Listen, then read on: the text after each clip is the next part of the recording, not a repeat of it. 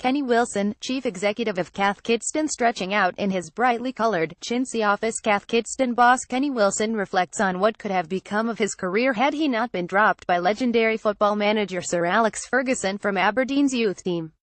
"I dreamt of being a footballer. I thought that's what I'd be. I remember I got a well done son and a ruffle on the head from Ferguson, and I thought that was it," Wilson says in his soft Scottish burr. But instead of muddy pitches and hairdryer treatments, he now works in a building which has an on-site manicurist, yoga classes and pink neon signs reading "Blooming Lovely." He takes it in his stride. As well as kitsch London landmark wallpaper and ubiquitous Cath Kidston polka dot patterns, his own office includes a colourful map of his hometown, Aberdeen, to make him feel at home, Morecambe and Wise postcards, a constantly misting dehumidifier, pictures of his cheerleading daughter and souvenirs from his 13-year stint running jeans giant Levi's in Europe. Kenny Wilson in his Cath Kidston designed office in West London. Wilson joined the business 6 years ago after being recruited by the eponymous designer Cath Kidston, who founded the brand in 1996 and wanted someone to take the company's growth to the next stage. "She was very clear from day one that she wanted to hand the business over, but only when she and it was good and ready," Wilson says. "She wanted to feel like the child was ready to walk." Designer Cath Kidston, who built her brand on floral patterns, Kidston stepped back from the business in 2014 and handed creative control over the same year, just shortly after Hong Kong-based Baring Private Equity Asia took control of the business in a deal thought to value the brand at around £250 million. The cash boost from the new owners and their Asian connections has since helped to propel growth in the region. After initial disruptions from buying back Cath Kidston's license in Japan from a franchisee, the business is now flying, according to Wilson. Around 20% of Cath Kidston's sales now come from Asia, making the lion's share of its overseas sales, and the boss has bold plans to turbocharge its growth in Japan by increasing the number of stores from 30 to 55 over the next 3 years. Japanese customers in particular like the brand's playful and quirky designs, which they call kawaii, which roughly translates as cute. Kawaii is a big business in Japan, spurring sales of Hello Kitty dolls to adults and even Lolita-style fashion with pop stars. Japanese shoppers are drawn to the feminine Cath Kidston designs in the UK. Wilson is responding to the 30% rise in online sales by reshuffling its portfolio of 67 existing shops. Wilson divides Cath Kidston's estate into two, the larger stores being his tourist shops such as those in London, Edinburgh and York. These have recently benefited from the increase in overseas shoppers since the EU referendum results sparked a rise in Brexit bargain hunters. The rest of his stores are now being sized up for relocations. "We will be investing in bricks and mortar in the UK, but we will not be opening new stores," Wilson says. "Where we are opening one, we'll be shutting another."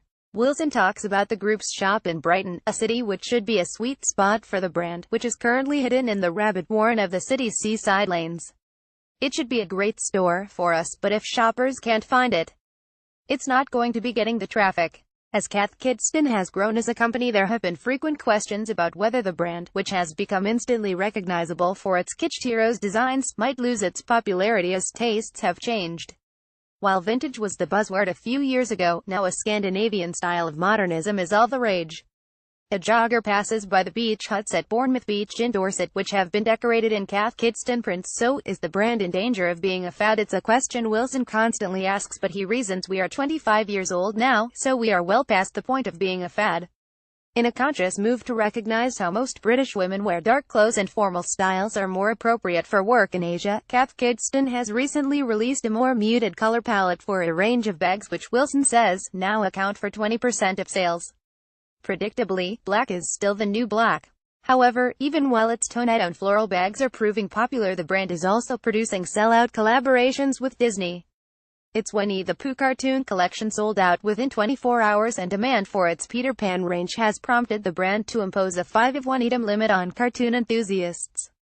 Cath Kidston has collaborated with Disney on Winnie the Pooh and Peter Pan designs. He reveals that around 28% of the entire female UK population own something from Cath Kidston, whether that's a purse, a handbag or a lunchbox. Around 50% of all purchases are gifts. "We are a distinctive brand, but I think it helps that we aren't in too many places in the UK, so we're not overexposed." Cath Kidston's floral designs, it's a sharp contrast to his 3 years running Claire's Accessories, which had 700 shops across the country, or as I said, anywhere where there was a pub or a church. As he later acknowledges, it's retailers like that, with such a vast store estate, that are being undone by the online shopping phenomenon. With 65% of sales coming from the UK, this country still accounts for the lion's share of business despite its international ambitions. However, Wilson makes it clear that it's the Britishness of the business that makes its 160 overseas shops succeed internationally. Next stop is Latin America, with a shop in Mexico opening last month and another in Argentina next spring. The brand wears its Britishness literally on its sleeve. Through the years, designs have included Union Jacks, red buses, marching guards, black cabs and phone boxes. It has even been given royal approval when one of its beefeater knitted vests was worn by Prince George, which Wilson says with a smile prompted a sellout. Prince George wearing a Cath Kidston jumper in an official photograph. However, given the uncertain rhetoric around Brexit, has brand Britain been weakened? I don't think it has, because people outside still see us as being a very creative, open country, Wilson says. I don't think that, if you live in Tokyo, people think that they will be less welcome because people outside London voted to leave the EU. They have a bigger, idyllic view on the British countryside which still encourages them to visit. Like most British retailers, how to navigate Brexit and the uncertainty it has brought, is one of the biggest headaches Wilson suffers. Cath Kidston has been partly sheltered from some of the negatives because of its considerable overseas revenues and the droves of tourists visiting its UK shops. However, the business is also suffering from the weakness of the pound, which has made the cost of goods soar, and the uncertainty for its 150 workers in the UK who are from the EU. Brexit is already making the attraction and retention of staff more difficult. Cath Kidston reckons it can weather Brexit, although uncertainty for staff is a major concern. We want protection for the EU colleagues who have worked here for a number of years, and we also want to ensure an ongoing supply of talent from EU workers who want to be here, Wilson says. We need a pipeline of people because, basically, right now we cannot fill all our jobs with British people.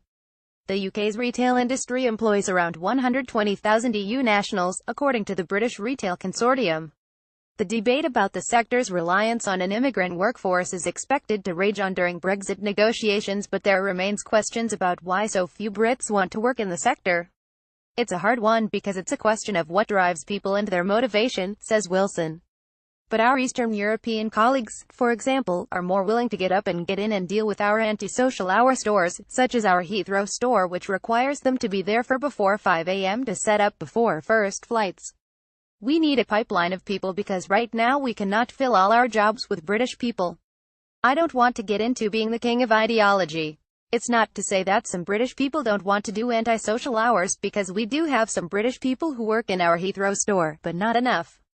For a brief moment Wilson catches himself parroting Theresa May, paraphrasing, "The Brexit decision is the Brexit decision. It's not something I can control," he adds. But it's clear that the Cath Kidston boss is aware that without more certainty for EU workers, Brexit could take the shine off his brightly coloured expansion plans. CV Kenny Wilson, Cath Kidston Chief Executive.